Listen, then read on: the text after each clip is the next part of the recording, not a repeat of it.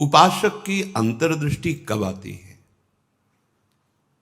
सेवा, स्वाध्याय, सुमिरन, सत्संग, फिर अंतर्दृष्टि समाधि। जो सेवा में प्रमादी है, भगवत सेवा, गुरु सेवा, समाज सेवा, वो किसी मार्ग का पथिक नहीं है, किसी मार्ग का पथिक नहीं। बड़े बड़े महापुरुष जो ब्रह्मबोध हो गए या भगवत तत्व में स्थित हो गए, उनको भी इस भगवत स्वरूप समाज की सेवा करनी ही पड़ी। शरीर में जब तक हमारे बल है तब तक हमें समाज स्वरूप, भगवत स्वरूप, गुरु स्वरूप, वो एक ही परमात्मा बैठा है, हमें सेवा में तत्पर रहना है। क्योंकि इस शरीर से बहुत जन्मों में अशुभ कर्म हुए हैं, उनका क्षय सेवा से होता है। प्रगट शरीर से जब हम सेवा करते हैं, इसका प्रभाव मन पर पड़ता है। जो हम क्रियाएं करते हैं उनका प्रभाव मन पर पड़ता है। यदि अशुभ क्रियाएं हैं तो मन गंदा संकल्प करने वाला मलिन होता चला जाएगा। शुभ क्रियाएं हैं तो थोड़ा पवित्र होता जाए। लेकिन आपकी शुभ अशुभ दोनों से परे क्रियाएं भगवत स्वरूप, तो आपका मन भगवत स्वरूप हो जाएगा। तब अंतर्दृष्टि खुलती है, एक एक इंद्रिय परम पावन हो जाती है। ये 7 बातें पूज्य श्री राधा बाबा आदेश कर रहे हैं, अंतर्दृष्टि खोलने के लिए है। साधक प्राणों की बाजी लगा करके भी इनका कभी उल्लंघन न करे तो 4 अनर्थों का अपने आप नाश हो जाता है। आगे वर्णन आएगा। प्रेम ही अंतर्दृष्टि है। प्रेम नेत्र, हरिवंश नेत्र, हिय के नयन निहार, अंतर्दृष्टि, ये एक ही शब्द के बहुत से पर्यायवाची हैं। प्रेम नेत्र कह रहे प्रेम न बाड़ी नीपजे, प्रेम न हाट बिकाए, राजा परजा जेहि रुचे, शीस दे ले जाए। समझो, प्रेम ये बाजारू वस्तु नहीं कि खरीद लोगे पैसा देके। प्रेम ये ऐसा नहीं कि खेती बाड़ी है आप मेहनत करके इसे उपजा लोगे, नहीं। बोले चाहे राजा हो या प्रजा हो, जिसे भी प्रेम चाहिए शीस दे ले जाए। नारायण अति कठिन है हरि मिलन की बाट, या में पग पीछे धरे, प्रथम शीस दे काट। प्रथम शीस दे काट, शीस दे ले जाए, इसका क्या भाव होता है? अहम का समर्पण, बिका हुआ मैं हूं, मेरी कोई इच्छा नहीं, मेरी कोई चाह नहीं, अब जो ही कहें करें हम सोई, और जैसा वो करते जोई जोई प्यारो करे, सोई मुझे भावे। बात हो गई। प्रेम नेत्र खुलने का अधिकारी हो गया। ये अहम ही तो नचा रहा है। ये कभी वैराग्य में बैठा लेगा, कभी तपस्या में, कभी भोगों में, कभी प्रमाद में। इसके अनुसार थोड़ी भूमिकाएं बनती हैं भक्ति की या ज्ञान की। आचार्यवाणी, गुरुवाणी, उनकी आज्ञानुसार चलने पर हृदय में भूमिकाएं जागृत होती रहती हैं। ये अहंकारी देहाभिमानी सुधरना ही नहीं चाहता, मनमानी आचरण करना चाहता है। मनमानी आचरणों से ही तो आज तक हम विमुख रहे, सुख से, शांति से, भगवदानंद से। दुख और अशांति, क्लेश और बंधन बार बार यही मन और बुद्धि तो दे रहे हैं। बिल्कुल सत्य बात कह रहा हूं, इसे केवल सुनना ही मत समझ लेना। पूज्य राधा बाबा के वचन, ये 7 आए बिना तुम चाहे प्रेम के प्रवचन कर लो, चाहे सुन लो, प्रेम तुम्हारे हृदय में जागृत नहीं होगा, अंतर्दृष्टि नहीं खुलेगी। श्रीपाद कह रहे अंतर्दृष्टि पश्य वृंदावनस्य, अंतर्दृष्टि से वृंदावन का दर्शन होता है। हमारी देखो बाहर नेत्र तो हैं पर त्रिगुणात्मिका माया के हैं। स्त्री दिखाई देती, पुरुष दिखाई देता है, जड़ दिखाई देता है, चैतन्य दिखाई देता है, अच्छा दिखाई देता है, बुरा दिखाई, ये कुछ नहीं। यहां सब चिदानंद वपु, प्रियाजू की सहचरियां और दिव्य एक पत्ते की कांति के बराबर भी महामहिम वैकुंठ नहीं है। ये वृंदावन है। वृंदावन द्युति पत्र की उपमा को कछु नाही, कोटि कोटि बैकुंठ हो तेईसम कहे न जाए। क्यों कि एक एक पत्ते और फूल में मेरी लाडली जू का प्रतिबिंब पड़ता है। पत्र प्रसून बीच प्रतिबिंब ही नख सिख प्रिया जनावे। कहां बैकुंठ में वो सुख तो सखाओं को भी अच्छा नहीं लगा बैकुंठ का। फिर नित्य प्रिया प्रीतम के अंग सेवी सहचरी भाव अलग।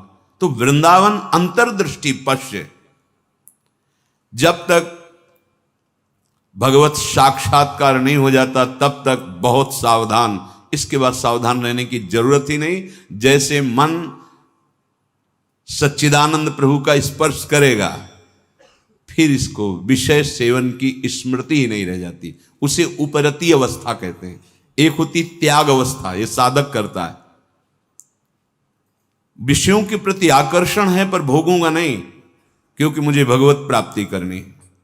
दूसरी होती वैराग्य अवस्था, भोगों का सानिध्य है, ये भी जानते हैं कि हाँ ये भोगने में मन बुद्धि कहते हैं कि सुखद है पर नहीं, वो राग रहित हो रहा है। और एक स्थिति आती है कि भोग सामग्री सानिध्य है, ये भोगने वाली चीज इसकी स्मृति खत्म। जैसे विष्ठा देख करके भोगने की खाने की इच्छा नहीं होगी, वमन देखकर खाने की इच्छा नहीं होगी। मलवत वमनवत विश्ववत ऐसे यहां से लेके ब्रह्मलोक तक के भोगों का उसे त्याग हो जाता है, जिसे उपरति कहते हैं। भोग सामग्री है, भोगने की इच्छा ही नहीं है, ये बोध भी नहीं रहता कि ये भोगना चाहिए क्योंकि अखंड स्मृति जागृत हो गई आराध्य देव की। पहला उपासक को शांत लक्षण धारण करना है। काम आ रहा है, क्रोध आ रहा है, कोई गाली दे रहा है, विक्षेप हो रहा है, प्रतिकूलता आ रही, अपमान अनुकूलता आ रही, सम्मान। शांत का मतलब ना हर्ष न शोक, गंभीर, अंदर से गंभीर शांत। पहला लक्षण अंतर्दृष्टि खोलने के लिए सिद्धांत में भी वर्णन शांति, रव्यर्थ कालत्वम विरक्तिर्मान शून्यता। शांति, अपने प्रति कोई बार बार अपराध कर रहा है, शांत। न शरीर से दंड, न वाणी से दंड, न मन से दंड देने का संकल्प, क्योंकि सब में मेरा प्रभु विराजमान है। बिल्कुल ध्यान से बाबा ने कहा, ये बिल्कुल सत्य सत्य बात कह रहा हूं। प्राणपन से इन सातों बातों का निर्वाह करोगे तो अंतर्दृष्टि खुल जाएगी। प्रेम, यदि आप थोड़ा भी प्रमाद करेंगे तो इनको धारण नहीं कर पाएंगे। पहला ही है शांत, भाव देश में भी पहला है शांत। शांत दास्य सख्य वात्सल्य कांता सहचरी। शांत हमारे भगवान का स्वरूप है, शांताकारम, शांत। समझो, वाणी शांत, मन निसंकल्प, कोई चाह नहीं, स्थिति यहां पहुंचनी। शांत का स्वरूप ये, न शोचते न कांक्षते, समः सर्वेषु भूतेषु मद भक्तिम लभते पराम। मेरी भक्ति का परम लाभ, पराभक्ति का स्वरूप ये। कोई चाह नहीं, कोई चिंता नहीं, कोई भय नहीं, कोई शोक नहीं। ब्रह्मभूता प्रसन्नात्मा, हर समय अखंड प्रसन्नता। देखो भक्त कैसा शांत होता है। परीक्षित जी महाराज गर्भ से ही भगवान के परम प्रिय भक्त हैं। भगवान ने गर्भ में ही रक्षा की। जब ये उत्तरा जी के गर्भ में थे, अश्वस्थामा ने ब्रह्मास्त्र संधान किया। कितनी बुद्धि बिगड़ गई थी। गर्भस्थ शिशु की हत्या सबसे बड़ा पाप होता है। भ्रूण हत्या, गर्भ हत्या, ये बहुत बड़े पापों में आता है। इतना बड़ा विद्वान क्रोध के वशीभूत होकर ब्रह्मास्त्र का संधान कि पांडवों का वंश ही विनाश कर देंगे। उत्तरा ने किसी अन्य का आश्रय नहीं लिया। जैसे द्रौपदी जी से चूक हुई, पतियों का आश्रय, सभा में बैठे हुए महापुरुषों का आश्रय, भुजाओं का आश्रय, दांत का, उत्तरा ने नहीं। जे ही देखा कि जाजुल्यमान ब्रह्मास्त्र गर्भ नष्ट करने के लिए आ रहा है, हाथ उठाया और तुरंत भगवान का हे करुणा निधान गोविंद। पूरा शब्द नहीं हुआ, भगवान गर्भ में ही प्रकाशित हो गए, आसपास गर्भ की रक्षा कर रहे हैं। परीक्षित जी गर्भ से ही भगवान के भक्त हैं। अधर्म का धन कोई भी हो बुद्धि भ्रष्ट कर देता है, बहुत इससे बचा जाता है। आप इससे समझिए अधर्म के धर्म का कितना प्रभाव होता है। जबरदस्ती बलात् राजाओं को जीत करके वैभव छीनना, यह स्वभाव था जरासंध का। संतों के मुख से सुना कि जब भीम के द्वारा भगवान ने जरासंध का वध कराया, सहदेव का तिलक किया, पर उसका वो मुकुट जिसमें बहुत से राजाओं की जीती हुई रत्न मणियां हीरे आदि थे, वो मिला के सबसे 20,000 तो कैद किए था। जैसे पशुओं की बलि देना हो, ऐसे वो बलि देने के लिए 20,000 राजाओं को। वही मुकुट एक दिन परीक्षित जी अपने मस्तक पर धारण किए। धारण करते ही शिकार खेलने का मन हुआ, चल पड़े शिकार। इतनी प्यास असह्य हो गई कि ऋषि आश्रम में गए। वो समाधिस्थ थे,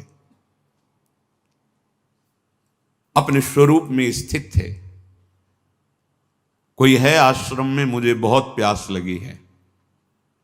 वहां तो समस्त इंद्रियां, मन, बुद्धि सब चेष्टा रहित है, भगवत स्वरूप में एकदम डूबे हुए, बाहर से शांत, कोई चेष्टाएं न सुना रही न दिखा रही, कोई इंद्री काम नहीं करेगी, क्योंकि सौम्य अवस्था को प्राप्त समाधिस्थ महापुरुष।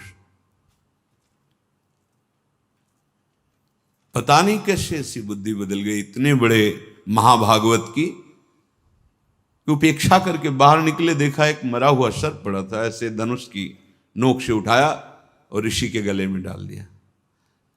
महत अपराध है। साधु का उपहास या इस तरह की चेष्टाएं, उनको इसका भी पता नहीं चला, तो शांत अपने स्वरूप में स्थित हैं। कुछ ब्रह्म ऋषि कुमार देखे कि राजा परीक्षित अंदर गए थे, बाहर गए तो कोई बात ही क्या, वहां गए तो देखा समाधिस्थ थे, उनके गले में मरा हुआ सर्प। तो ऋषि कुमार दौड़ते हुए श्रृंगी ऋषि जहां स्नान कर रहे थे वहां गए और कहा, राजा परीक्षित ने बड़ा उपहास किया, आपके पिताश्री का एक मरा हुआ सर्प गले में डाल दिया। इतनी बड़ी सामर्थ्य कैसे कि समाधिस्थ मेरे पिता का अपमान। तो क्या उन्होंने समझ लिया कि राजाओं के पास ही बल होता है, ब्रह्म ऋषियों के पास बल नहीं होता? नौ किशोर अवस्था है श्रृंगी ऋषि की, उसी जल से आचमन किया और कहा, आज मैं दिखाता हूं कि ब्रह्म ऋषियों का बल क्या होता है। इसने मरा हुआ सर्प मेरे पिता के गले में डालकर एक ब्रह्म ऋषि का अपमान किया। मैं शाप देता हूं, आज के 7वें दिन तक्षक सर्प इसे डसेगा और कोई त्रिभुवन में नहीं बचा पाएगा। ऐसा ही हुआ और दौड़ करके आए और पिता के गले में लग गए। जब वो बहुत देर लिपट के रोए से, तो धीरे धीरे वृत्ति बाहर आई। क्या हुआ, क्यों रो रहे हो? उनका, ये परीक्षित आए हुए थे और आपके गले में मरा हुआ सर्प डाला, आपका अपमान किया। नहीं नहीं, देखो इसमें क्या अपमान होता है? गलती तो हमसे हुई, राजा भगवान का स्वरूप होता है। वो आए थे आश्रम में, अर्घपाद आदि देते, उनको जल पिलाते, उनकी सेवा करते, वो हमारे संपूर्ण प्रजा का शासन करते हैं, सेवा करते हैं, रक्षा करते हैं। हमसे गलती हो गई, रोना नहीं चाहिए। तब किसी ऋषि कुमार ने कहा, ये रोए ही नहीं है, इन्होंने शाप भी दे दिया है। नहीं नहीं, निरपराध राजा को शाप कैसे दे दिया? क्या शाप? 7 दिन में तक्षक काटेगा। गजब कर दिया तुमने। अरे हमसे पूछ तो लेते।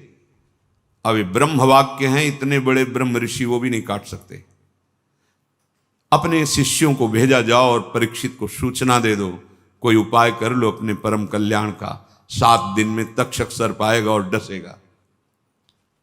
जे ही जाके वहां परीक्षित ने मुकुट उतार के ये क्या मेरे से, ये क्या हो गया? मुझे दंड मिलना चाहिए। बहुत पश्चाताप करें, ऐसा उपहास कैसे कर दिया, ऐसा अपराध कैसे कर दिया। इतने में वो शिष्य पहुंचे और कहा, महाराज आपने जो गले में सर्प डाला, बालक होने के कारण श्रृंगी ऋषि ने आपको शाप दे दिया है। निश्चित आपको 7वें दिन महाभयंकर विषधारी तक्षक आएगा और डसेगा, आपको कोई नहीं बचा सकता।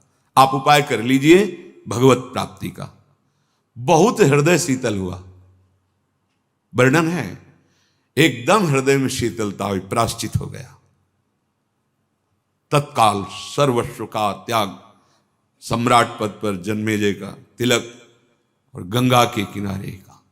7 दिन तक भगवान सुखदेव जी के द्वारा गाई हुई भगवत चर्चा श्रवण की और बीच में प्रार्थना की थी कि भगवान आप चिंता मत कीजिए, ये भूख और प्यास मुझे अब परास्त नहीं कर सकती। जिस प्यास से पीड़ित होकर के हमने गले में सर्प डाला था, आज उसी प्यास को मैं पराजित कर रहा हूं आपके श्रीमुख से सुने हुए भगवत वचन। विचार करो, इतने बड़ा श्राप सुनने के बाद उनके हृदय में कोई शोक नहीं, शांत हृदय। 7 दिन कुछ खा पी नहीं रहे, शांत हृदय। भक्त का हृदय शांत होता है। उनके गले में सर्प डाला हुआ शांत नहीं हुए, कोई बात नहीं। अगर हम भगवत दर्शन करना चाहते हैं, महासुख में निमग्न होना चाहते हैं, दुख मिटाना चाहते हैं, तो शांत होना स्वभाव में लाएं। अशांत स्वभाव नहीं। अशांतस्य कुतः सुखम। अशांति अगर हृदय में होगी तो बहुत पाप बन जाएंगे, कड़ुआ बोलोगे, गंदे आचरण बन जाएंगे, हिंसा आदि दोष भी उत्पन्न हो सकते हैं। इसलिए पहला अंतर्दृष्टि खोलने के लिए शांत, हमारा भाव भी पहला शांत भाव। ये मार्ग का पथिक भी शांत मार्ग का पथिक है। शांत शब्द को पकड़ो, अशांति अंदर से है दबा लो। नाम जब कर रहे हो ये सब मिट जाएगी। बाहर से तुम्हें पहले शांति लानी, बाहर की क्रियाओं में किसी भी तरह से किसी द्वंद्व में तुम्हें अशांत नहीं होना है। वो तभी हो सकता है जब आप लक्ष्य बना लियो भगवत प्राप्ति, तभी सह सकते हो, कोई बात नहीं। भगवान इसकी बुद्धि में बैठ करके हमारे को सहनशीलता सिखा रहे हैं, इसीलिए निंदा कर रहा है, अपमान कर रहा है, अवहेलना कर रहा है। भगवान के द्वारा प्रेरित है या कोई कर्म हमारा क्षय हो रहा है, शांत। दूसरा है आराध्य देव के भजन के सिवा कोई भी एक क्षण व्यर्थ न जाने पावे। अव्यर्थ कालत्वम, कबहू काल वृथा नहीं जाए। सेवक जी महाराज पकड़ो, अंतर्दृष्टि प्राप्त महापुरुष ही जीवन मुक्त कहा जाता है। पकड़ो, कोई भी क्षण भजन के बिना ना जाए। शरीर से सेवा हो रही और अंदर ही अंदर नाम जब चल रहा है, प्रभु के लीला रस से भरे हुए पद गुनगुना। कितना सहज सरल भगवदानंद प्रदान करने का हमें साधन मिल गया गुरु कृपा से। सेवक शरण सदा रहे, अनत नहीं विश्राम। कै वाणी हरिवंश की, कै हरिवंश ही नाम। या तो नाम मंत्र चल रहा है और या वाणी जी गुनगुना रहे हैं। एक क्षण भी न जाए। देखो, प्रयास करो। गुरु कृपा बल में ऐसी सामर्थ्य, अहंकार में नहीं। एक क्षण भी भजन के बिना ना जाए, अंतर्दृष्टि तभी खुलेगी। तीसरा, ये विश्वास कर लो, संसार के किसी भी भोग में सुख नहीं है। कभी तुम्हें तृप्ति नहीं मिल सकती, क्योंकि है ही नहीं। ये भूत के लड्डू हैं, चाहे जितना खा लो पेट नहीं भरेगा, और ना खाओ तो ललचाते रहो। इसलिए तुम्हारा ललचाना ना हो, नाम जप करो। ये विश्वास करो महापुरुषों के वचनों से, भोगों में सुख नहीं है। कितना भोगोगे? महाराज ययाति ने अपने शरीर से तो यौवन अवस्था का भोग किया ही, अपने पुत्र की यौवन अवस्था लेकर फिर भी तृप्ति नहीं हुई। तब उन्होंने कहा, संपूर्ण संसार के सब भोग भगवत विमुख व्यक्ति एक को दे दिए जाएं तो भी वो तृप्त नहीं हो सकता, क्योंकि नहीं है। कल किसी ने प्रश्न किया था, ऐसा ऐसा हमने सैकड़ों ऐसा ऐसा सब किया, तो हमने कहा ईमानदारी से बताना, वृंदावन में बैठे हो, क्या तुम्हारी तृप्ति हुई, क्या सुख हुआ? तो चिल्ला के रो के बोला, नहीं, नहीं होगी।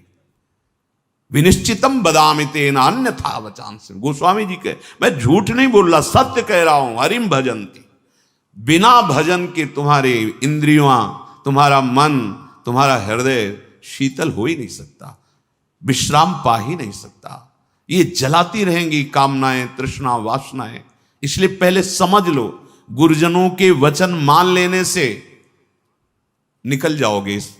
अगर अनुभव करने की चले भोग राज्य में, तो आज तक कोई ऐसा नहीं हुआ कि स्वयं लौट पाया हो। हमारी आपकी तो बात जाने दो, बड़े बड़े महापुरुषों में। एक उदाहरण, आद्य गुरु भगवान शंकराचार्य जी नवीन किशोर अवस्था में ही पूरे विश्व को अपने प्रकांड ज्ञान के द्वारा परास्त कर दिया।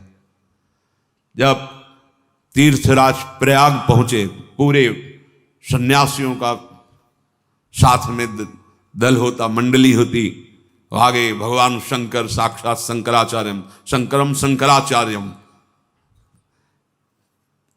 ज्ञान का विशुद्ध स्वरूप, तेजों में दृष्टि पड़ते ही चरणों में झुक जाए, ऐसा तेज।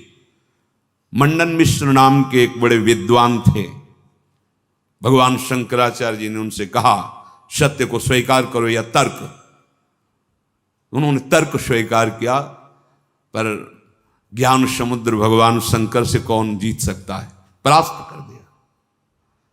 उनकी पत्नी बहुत विवेकवान बुद्धिमान थी, आई और प्रणाम किया और कहा, प्रभु आप संपूर्ण विजय अभी नहीं प्राप्त किए, अर्धांग तो अभी बचा हुआ मैं भी हूं, मेरे प्रश्न का उत्तर दे दो, तब हम दोनों परास्त माने जाएंगे। अभी तो आधे अंग को परास्त किया, आधा मैं हूं। बात सत्य है। बोलो, रति में स्त्री को सुख मिलता है या पुरुष को प्रधान सुख? अधिक सुख किसको मिलता है? बहुत प्रवीण थी, जानती थी, बाल योगी है, अनुभव शून्य। अगर ये कुछ बोलते हैं तो आपका अनुभव है ऐसा? क्योंकि सत्य विषय का तो अनुभव है, असत चेष्टाएं तो की ही नहीं, तो कैसे इनको अनुभव होगा? तो चुप हो जाएंगे। पूछा, मुस्कुरा दिए भगवान शंकराचार्य, समय चाहिए इसके लिए। हाँ देती हूं। एकांत हुए अपने सब संतों को लेकर और गुफा में कहा कि मैं शरीर छोड़ रहा हूं, ये सन्यासी शरीर है, महायोगी थे, मैं इसका अनुभव करके उसको बताऊंगा। आप हमारे शरीर को गुप्त रखना और ऐसी ऐसी पद्धति से सुरक्षित रखना, प्रकाशित ना होने पावे कि यह शरीर यहां है। ध्यान के द्वारा देखा कि एक राजा का शरीर छूटा है, अपना शरीर छोड़ा और वहां सौ रख करके विलाप हो रहा था। अचानक हरकत आ गई शरीर में, प्रवेश कर गए आद्य गुरु भगवान शंकराचार्य। इसके पहले अपने शिष्यों को बता गए थे, मैं वहां उस शरीर में प्रवेश कर रहा हूं और भगवान हरि की माया बड़ी प्रचंड है, कहीं ऐसा ना हो कि उस वैभव सुख में राजी हो जाए। तो एक मोह मुद्गल स्तोत्र की रचना करके दे दी थी, ये आके सभा में सुनाना तो ये सब ठीक हो जाएगा। आद्य गुरु भगवान शंकराचार्य ज्ञान समुद्र, वो कह रहे हैं कि कहीं ऐसे वैभव में, राज वैभव में बुद्धि राजी ना हो जाए, इसलिए मोह मुद्गल स्तोत्र, भज गोविंदम गोविंदम भज मूढ़मते, पूरा स्तोत्र है, ये सुनाना के राज दरबार में। जे ही हरकत हुई शरीर में, तो अब तो महान खुशी, नहीं राजा जीवित हो गए, बड़ा आनंद उत्सव मनाया गया। अब शरीर तो राजा का, लेकिन अंदर योगी, महायोगी, लौकिक चेष्टाओं का बिल्कुल ज्ञान नहीं। रानी बहुत बुद्धिमान थी, समझ गई कि राजा तो पधार गए हैं, इनके शरीर में किसी योगी का आवेश हुआ है। कोई योगी तो क्या, हमारे राजा ही तो है ना। उसने गुप्तचरों को आदेश किया, कहीं भी किसी योगी का शरीर दिखाई दे तो उसको तत्काल नष्ट कर दिया जाए। पहले ही भगवान शंकराचार्य जी ने गुप्त रख लिया था, बता दिया था सुरक्षित रखना। सारी चेष्टाएं उनको सिखाई रानी ने। वास्तविक काफी समय हो गया, शिष्य इंतजार करते रहे, भगवान शंकराचार्य जी वापस ही नहीं हुए। ये मोह मुद्गल स्तोत्र जाके कहा तो बस गा करके वो बाहर निकले। भगवान शंकराचार्य जी अंतर्धान, तो राजा का शरीर फिर ऐसे वाके फिर बताया। तो भोगों में और योग में दोनों के अनुभव करके बड़े बड़े महापुरुषों ने देखा, केवल भ्रम, कहीं कोई सुख नहीं। हम महापुरुषों के वचनों को माने, अनुभव करने के लिए ना चले। अनुभव करने के लिए जब गए तो आद्य गुरु भगवान शंकराचार्य भी अपने शिष्यों को मोह मुद्गल प्रहार करके मोह का नाश करना, क्योंकि उस शरीर में जाने पर हो सकता है मोहबद्ध कर, ये भगवान की प्रचंड माया है। तो गुरु वचनों को मान लो, शास्त्र वचनों को मान लो, अनुभव करने गए तो फिर फंस जाओगे। वो तो समर्थ भगवान है, लीला करके दिखा रहे हैं। अपने इतनी सामर्थ्य नहीं कि भोगों का अनुभव करके फिर उनका त्याग करके भगवत मार्ग में चले। जब भगवान शिव मोहिनी रूप को हृदय से लगाया, फिर आवेश हटा माया का, तब भगवान हरि ने कहा कि प्रभु केवल आप ही हैं कि मेरी माया का आकर्षण, और फिर अपने स्वरूप में स्थित हो गए। दूसरा इस सृष्टि में नहीं है, सृष्टि में नहीं। ऐसी प्रचंड माया भगवान की है। इसलिए पूज्य राधा बाबा कह रहे उपासक, तीसरा नंबर है, समस्त भोगों में कोई सुख नहीं है, ये मान लो। केवल शरीर यात्रा के लिए या अपनी धर्म पूर्ति के लिए, आप गृहस्थ में हैं तो धर्म पूर्ति के लिए, संतानोत्पत्ति के लिए वो आज्ञा शास्त्र की है, वो निष्पाप क्रिया है, वो आपको आगे बढ़ाएगी। भगवत मार्ग के पथिक को जितने से काम चल जाए कम से कम, उतना शास्त्र सम्मत भोगों को स्वीकार करके आराधना में बढ़ना है। शास्त्र सम्मत, तस्मात् शास्त्रम प्रमाणम ते। पहली बात तो भोगों में सुख है ही नहीं, ये बैठा लो। जितने से प्राण पोषण उतना अन्न डाल लिया, जितने से शरीर ढक जाए उतना वस्त्र धारण कर लिया। निरंतर निरंतर शांत और निरंतर, एक क्षण का अंतर न पड़े ऐसा भजन, और भोगों में सुख बिल्कुल नहीं है ऐसा। जैसे कोई दुर्गंध युक्त स्थान हो तो हम नाक बंद करके चलेंगे क्योंकि बड़ी दुर्गंध है। कोई मल बमन आदि पड़ा हो तो उस पर दृष्टि नहीं डालेंगे। ऐसे भगवत मार्ग में चलने वाले पथिक की दृष्टि बड़े से बड़े आकर्षणकारी भोगों के प्रति होती है, ध्यान रखना। रमा विलास राम अनुरागी तजत बमन जिम जन बड़भाग, वो देखेगा भी नहीं। ऐसे अगर आप किसी भी दृश्य को प्रियता से देखते हैं मोबाइल में, या ऐसे छुप के देख रहे हैं, भाई सामने तो देख नहीं सकते तो किसी ऐसी जगह खड़े जहां से शरीरों का आकर्षण देख रहे हैं, अपने आप का नाश कर रहे हैं, वो संस्कार बन रहे, तुम्हें गिराएंगे, यहां नहीं तो कहीं गिरा देंगे, आज नहीं तो कल गिरा देंगे। बहुत सावधान। ये तीसरा है, किसी भी भोगाकर्षण से हम प्रभावित ना हो। जब दूसरा चलेगा तो तीसरा ही आ जाएगा। निरंतर भजन और ये सावधानी, निश्चित निश्चित। हमें अच्छा लगा जब उससे पूछा, वो खुद वर्णन कर रहा था ऐसा ऐसा ऐसा। हम कहा क्यों गंदी बातें सुने, पर इसलिए कि इससे लाखों लोगों का भाव शुद्ध हो सकता है। उससे पूछा तुम्हें क्या मिला, सुख मिला? तो उसने कहा नहीं, और रो पड़ा चिल्ला के। बस मान लो ये बात, इन गंदे चेष्टाओं में कभी सुख नहीं, कहीं सुख नहीं। केवल तुम मृत्यु का वर्ण कर रहे हो, अपनी जीवन को नष्ट कर रहे हो। शास्त्र सम्मत भोग वैराग्य प्रदान करके मोक्ष प्रदान करते हैं, धर्म अर्थ काम मोक्ष। अगर आप मनमानी आचरण करेंगे, मनोरंजन करेंगे, तो आप कोई भी हो, कहीं भी हो, नष्ट हो जाएंगे। ये संत महापुरुष जन, इनकी वाणी एक जैसे मां दुलार करके डांटती है, ऐसे अनंत दुलार लेकर आपसे कह रहे हैं। आपकी निंदा करना उद्देश्य थोड़ी है, आपको अवगुणी साबित करना उद्देश्य नहीं, आपके हृदय को चोट पहुंचाना उद्देश्य नहीं, पर आपके हृदय को महान बनाना और दुर्गुणों से, दुर्विचारों से, दुष्कर्मों से मुक्त करा के महासुख में निमग्न करना, इस संतों की वाणी का पावर है, ये उसकी सामर्थ्य है। आप उससे कटु वचन न माने, उपहास या अवहेलना न माने। जैसे हम चाहे जो रोग हो डॉक्टर के सामने पेश करते हैं, ऐसे ही बड़ी कृपा है उनके ऊपर जो अपने अवगुणों को अवगुण मान रहे हैं और उनसे दूर होना चाहते हैं। ये कोई आश्चर्य में बात नहीं, क्योंकि भगवती माया बहुत बलवती है। भगवत विमुख कुछ भी करा सकती माया। जो भगवान नाम जापक वहां होश में रहती माया, क्योंकि वो स्वामी का नाम जप कर रहा है और प्रभु की शरण में है। अगर उपासक के हृदय में भोगों से घृणा नहीं आई है तो अभी उपासना का रंग नहीं, नाम जप नहीं चल रहा पक्का। हृदय की बात कहता हूं। आप देखो, एक दिन चला के नाम देखो 24 घंटे, जलन पैदा हो जाएगी अगर कोई आपसे बात करना चाहेगा। कुछ देखना, कुछ सुनना, कुछ बोलना, ये जहर लगने लगेगा आपको। देखो तो करके। अब आप मनोरंजन में लगे हो, किसी तरह समय कट रहा है, खाया पिया, मौज मस्ती, ये जीवन ऐसे व्यतीत करने लायक नहीं। बड़ा दिव्य जीवन है। मानव देह पशुवत थोड़ी आचरण करना है। दिव्य दैवी सद्गुणों से युक्त होकर आप चाहो नारायण बन सकते हो, आप साकेतपुर जा सकते हो, आप शिव स्वरूप कैलाश में जा सकते हो, आप जो भाव चाहें दिव्य भाव में। ये जन्म मरण का दुख भोगते भोगते तुम्हें ऊबना नहीं आया। एक संकट कोई निवृत्त करने के लिए मारा घूमता है, यहां चले जाए वहां चले जाए, और नाम गरज रहा है हर दुखों को मिटाने के लिए। कहीं जाने की जरूरत नहीं। राम कृष्ण हरि जो नाम प्रिय, राधा राधा राधा, सर्व मंगल होता चला जाएगा। बार बार इसीलिए कह रहे हैं, नाम जपत मंगल दिशि दसहु, कहीं भी जाओगे तुम्हारा मंगल ही होगा। नाम चल रहा है।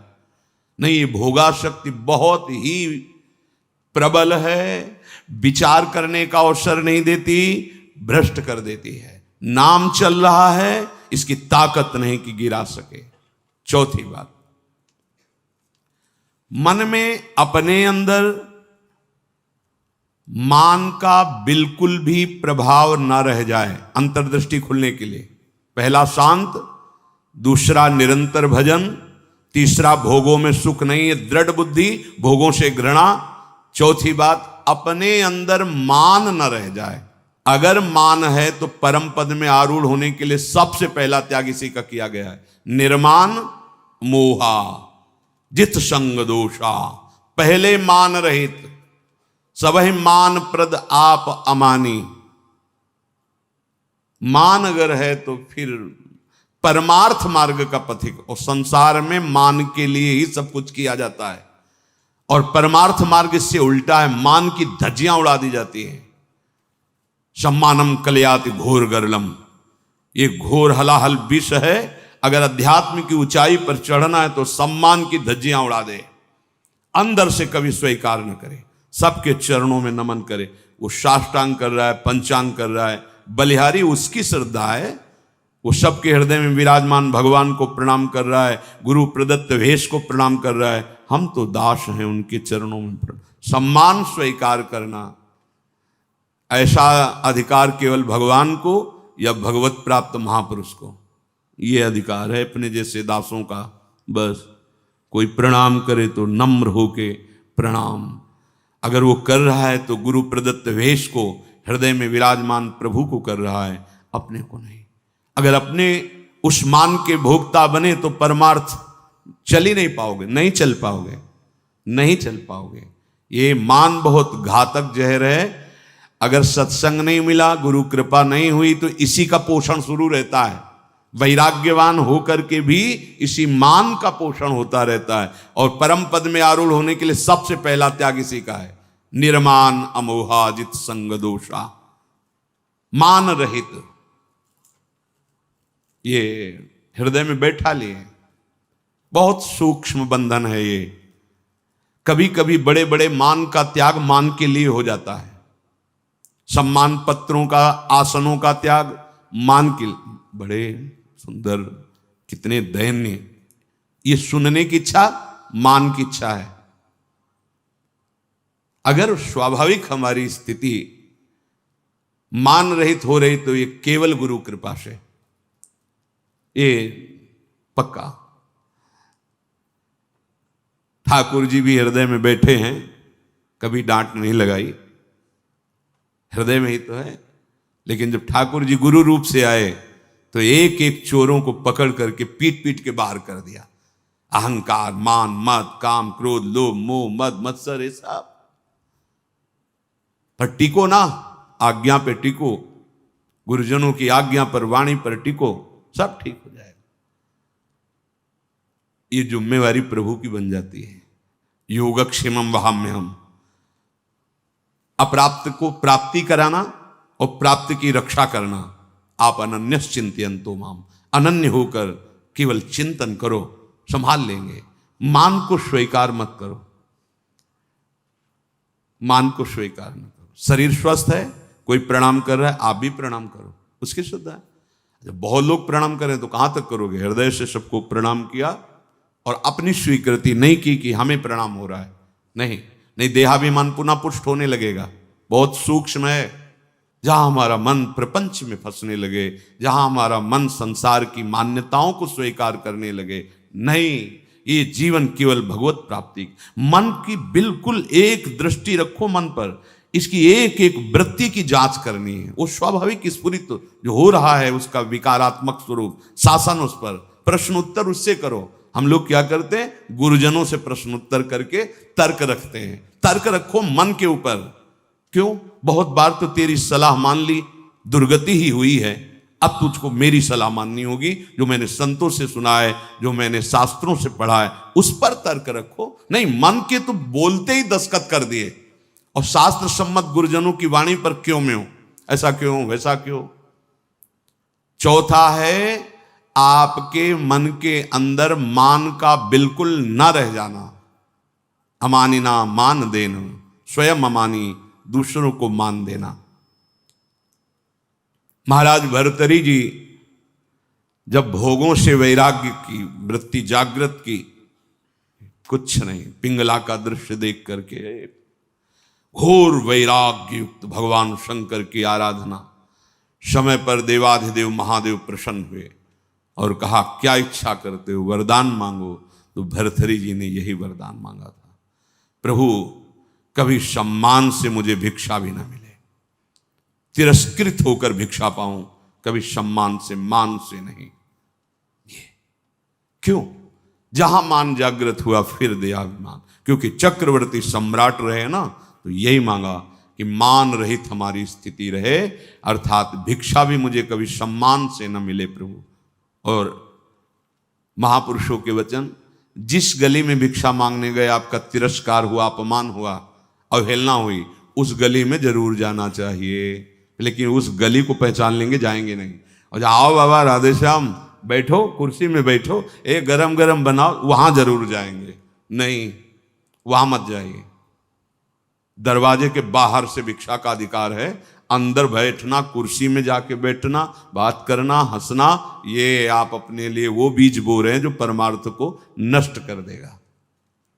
गुरुजनों का आदेश है, भिक्षान्न केवल गेट के बाहर से, राधे श्याम 2-3 आवाज लगाई, अगर कोई ग्रह निकला भिक्षाम दे, ली रोटी चल, नहीं बस 1 2 3 आवाज लगाई, बाहर मिला मिला, नहीं मिला भूख पा लिया। तब भगवान अधीन होते हैं ऐसे भक्तों के। मन में मान का बिल्कुल न रह जाए आदर, बिल्कुल। 5वां, दिन रात में प्रतिपल ये भरोसा दृढ़ हो जाए भगवान हमारे साथ हैं। प्रेम दृष्टि खुलने का ये राधा बाबा का आदेश है। रात दिन तुम्हारे अंदर ये भरोसा हो जाए कि दिखाई तो नहीं दे रहे, भगवान है निश्चित हमारे पास। हमारी वाणी जी कहती है, नाम वाणी जहां श्याम श्यामा तहां। नाम चल रहा है तो तुम्हें दिखाई देंगे आगे चलकर, अभी पहले पाप नष्ट होने दो, अनर्थ की निवृत्ति होने दो, फिर देख लेना। पर तुम्हें ये विश्वास करना है आज सुन के, हर समय भगवान हमारे पास हैं, हमारे आराध्य देव हमारे पास हैं, हमारे पास हैं और निश्चित वो मुझे मिलेंगे। 5वां है, निश्चित मुझे मिलेंगे, वो हमारे आसपास ही हैं, वो हमें देख रहे हैं। विश्वास करो, हमारे आराध्य देव आसपास हैं, मुझे देख रहे हैं और मैं उन्हें जरूर देखूंगा, अर्थात निश्चित भगवत साक्षात्कार होगा। 6, माला संख्या पूरी करने वाली यहां बात नहीं है, वो तो प्रारंभ की होती है। यहां बात है कि प्राण छूट जा सकते हैं लेकिन भजन नहीं छूट सकता, ऐसी दृढ़ता पूर्वक भजन। दूसरा था निरंतर भजन, अब इसमें दृढ़ता पूर्वक भजन। दृढ़ता इसलिए 6 नंबर मानो उसी की व्याख्या का रखा है। कोई प्रलोभन आ सकता है जो आपके भजन को रोक सके, क्योंकि माया बहुत बलवती है। कोई वासना दबी होगी, वही वासना का सारा भोग सामग्री फ्री, एकांत भोगो इसको, क्योंकि आप बहुत ऊंचाई पर चढ़ने जा रहे हो, भोगो इनको। लेकिन भगवत साक्षात्कार करने वाला किसी प्रलोभन में प्रभु देखो, त्रिभुवन की राज्य लक्ष्मी देने पर भी आधे पल के लिए, याद हो गया होगा आपको, सैकड़ों बार कहा है, आधे पल के लिए भी अपने प्रभु का विस्मरण नहीं। इसे दृढ़ता कहते हैं। और भयानक से भयानक पीड़ा और कष्ट होने पर भी प्रभु का विस्मरण नहीं। देखो यहां तो जरा सा कुछ विक्षेप हो गया तो भजन ही नहीं है, भजन ही नहीं है। वैसे ही भजन ने बिना विक्षेप के, फिर शारीरिक कोई पीड़ा, कोई बहादुर आदमी वही होता है जब उसके घाव लगते हैं ना रणभूमि में, तो उसको और आवेश आता है शत्रु को मारने का। ऐसे ही उपासक होता है, बुखार है, कष्ट है, पीड़ा है, नाना प्रकार के दुख हैं, उसको और आवेश आता है, पहले से भी और अधिक नाम जप। ये जीतने का मार्ग है, हारने का नहीं। जीतो, हर विषय को रौंदो, हर विक्षेप को रौंद दो नाम बल से। भजन नहीं छूट, नहीं मन लग रहा चिल्लाओ राधा राधा राधा राधा राधा। ऐसे अगर तुम मन फंसा लेगा, जान गया कि जरा सा दुख दो भजन छोड़ देगा। नहीं, बाबा कह रहे हैं ऐसा भजन, पहले तो निरंतर भजन का आदेश दिया, ऐसा भजन जिसमें इतनी दृढ़ता कि चाहे प्राण चले जाएं, संख्या वाली बात हम नहीं रह गई, चाहे प्राण छूट जाएं तो वही बात अलग। जैसे एक जगह महापुरुषों के वचन सुने थे, या तो गाढ़ नींद में हो तो तुम्हारी बात अलग, और या मृत्यु में मूर्छा में हो तो तुम्हारी बात अलग। नहीं, अगर चेतना है तो नाम नहीं छूटेगा, चेतना है तो नाम नहीं छूटने देंगे। ये थोड़े दिन तुम्हें कठिन लगता है, जहां अभ्यास हुआ मस्त हो जाओगे, देख लेना, निहाल हो जाओगे। ऐसी बातें कोई प्रयास नहीं करना पड़ेगा। जैसे पलक झपकने का प्रयास आप नहीं कर रहे, जैसे दिल धड़कने का आप प्रयास नहीं कर रहे, जैसे श्वास प्रश्वास में आप कोई प्रयास नहीं कर रहे, ऐसे। और जहां भजन शुरू हुआ तो जैसे भोजन आप करते हो पचा लीवर देता है, ऐसे नाम आप जब करो सारे दुख नष्ट कर देगा, नाम पचा देगा, सारे कर्मों को भस्म कर देगा। दृढ़ता, अभी हमारे अंदर दृढ़ता नहीं, थोड़ा सा व्यवहार, थोड़ा सा सम्मान, थोड़ी सी प्रतिकूलता, अपमान भजन छुड़वा देगा। देख लो, ऐसी दृढ़ता की प्राण निकलने की भी बात हो तो राधा राधा राधा, नाम नहीं छूट सकता। सातवां, जहां भगवान की लीलाएं हुई उनमें अत्यंत आसक्ति हो जाना। ये ब्रज 84 कोश भगवत लीला क्षेत्र है, इसमें आसक्त हो जाना। भले आप नहीं रह पा रहे हैं, लेकिन आप कहीं भी हो, आश्रय इधर हो वृंदावन, जब आपको छुट्टी मिली भागे वृंदावन, एक दिन ही सही परिक्रमा लगाई, दर्शन किया, सत्संग किया। भगवत लीला स्थलियों में आसक्ति, आसक्ति का मतलब होता है फिर और कहीं जाने की इच्छा नहीं होगी। जैसे विदेश में गया हुआ आदमी छुट्टी पाया तो अपने देश जा, तो अपने घर की बात सोचे, घर जाना है, ये हमारा घर है वृंदावन। हम भूल से माया में अनेक संबंध स्थापित करते हुए भटक रहे हैं। आ जाओ, हरि और किशोरी जो, ये ललिता विशाखादि सखियां, दिव्य वृंदावन, ये हमारा घर और ये हमारे घर के जन है। आए मिले परिवार आपने, हरि हंस कंठ लगायो, भाग बड़ो वृंदावन पायो। ये 7 बातें जब कोई धारण करता है और 4 विघ्नों से बच जाता है तो उसके हृदय में अंतर्दृष्टि प्रकाशित हो जाती है। ये 4 दुष्कृत हैं, अनर्थ, ध्यान से सुनना। ये 7 बातें स्वीकार करनी है और इन 4 बातों से बचना है। पहला है दुष्कृत जात अनर्थ। पूज्य श्री राधा बाबा, पूर्व जीवन में जो हमसे पाप हुए हैं, बड़े बड़े बुरे कर्म हुए हैं, पूर्व में लाखों अनंतों जन्मों का बात आ गई। अभी अज्ञानी जीव ऐसे तर्क करते हैं, कौन जाने पीछे कर्म हुआ है कि नहीं। अभी नया बच्चा जो प्रकट हुआ वो किसी विद्यालय में तो नहीं गया कि शिक्षा दी गई हो, आप ऐसे करो वो भयभीत हो जाए, मतलब जानता है भय का क्षेत्र है। मां जब दुग्ध तो पीने लगता है, इसका मतलब ये पूर्वाभ्यासी है इसका, दुलार करो, ऐसे पुचकारो, वो किलौरे। इसका मतलब है, जानता है इसे प्यार कहते हैं और ये इसको प्रहार कहते हैं। वो बड़ा पुरातन है, कपड़ा नया बदला हुआ है, अभी जीव नया है। कर्म भोग जब होते हैं, कई प्रश्न करते हैं कि अभी तो 10 वर्ष का बालक था, उसने इतना बड़ा पाप क्या किया, ऐसा। तुम क्या जानते हो? कपड़ा 10 वर्ष का है, लेकिन पहनने वाला बहुत पुरातन है। वो भगवान का अंश है, न जाने कितने शरीरों का त्याग करते हुए पाप कर्म किए, तो वो उसको दंड मिल रहा है। महापुरुषों के वचन, ये अज्ञानी जनों के ऐसे तर्क होते, कैसे उनको समझाए। कह रहे हैं कि जो तुमने पूर्व जीवनों में पाप कर्म किए हैं, अब तुम भजन में लग रहे हो, तुम्हारा अंतिम जन्म का निर्णय है कि मैं भगवत प्राप्त हो जाऊं, अब वहां से हिसाब फटाफट होगा। वो संस्कार मन पे आएंगे, तन पे आएंगे, शांत नाम जप बढ़ाते जाओ। जो भोग जितना, वो बहुत कम करके भोगवा रहे हैं भगवान, बहुत कम करके। अगर तुम्हें अपने सारे कर्मों का भोग भोगना पड़े तो हजारों करोड़ों जन्म बार बार लो और बार बार भोगो, तो भी निपटना मुश्किल हो जाएगा, इतना स्टॉक है। अब इसी जन्म में थोड़ा थोड़ा करके भुगा करके अपने पास बुला लेते हैं। अत्यंत कृपा है। जो भी दुष्कृत जात अनर्थ तुम्हारे जीवन में आएगा, 2 प्रकार से, एक दंड रूप से आएगा और एक आएगा पाप कर्म कराने की प्रेरणा रूप से। ध्यान दीजिए, एक को तो भोग लेना है दंड को, दूसरा आएगा मन में बैठ करके पाप कर्म कराने की प्रेरणा देगा, पाप कर्म कराने की सुविधा देगा। अगर दूसरे को भोग लिया तो आगे फिर योनि बनने का, किसी योनि में जाने का आपने हिसाब तैयार कर लिया।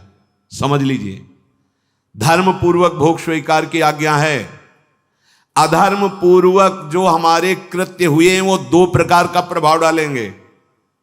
पूज्य श्री राधा बाबा कह रहे, एक तो ये दंड रूप से, जैसे कोई रोग आ जाना, कोई अपमानित कर रहा है, कोई निंदा कर रहा है, आदि आदि, बड़ा तिरस्कार हो रहा, शांत तुम्हारे पाप नष्ट हो रहे। एक आता है मन में, ये अंतर का है, इतनी गंदी वासना और उसी वासना के अनुसार सुविधा, वही भोग तुम्हें मिलेगा जो तुम्हारे अंदर वासना बढ़ी हुई है। बिल्कुल नहीं, अगर त्रुटि कर दी गए, ये भारी अनर्थ पैदा कर दे।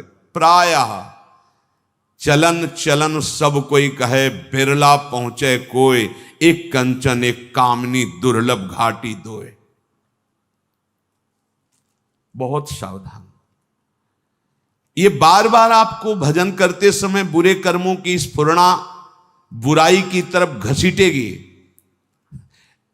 1 मिनट के लिए इससे छोड़ दो, नाम जप साधन सब, चलो 1 मिनट बस वो स्फुरणा स्वरूप संसार की। बड़ा गजब है, 1 मिनट के लिए भी इसे चैन नहीं है।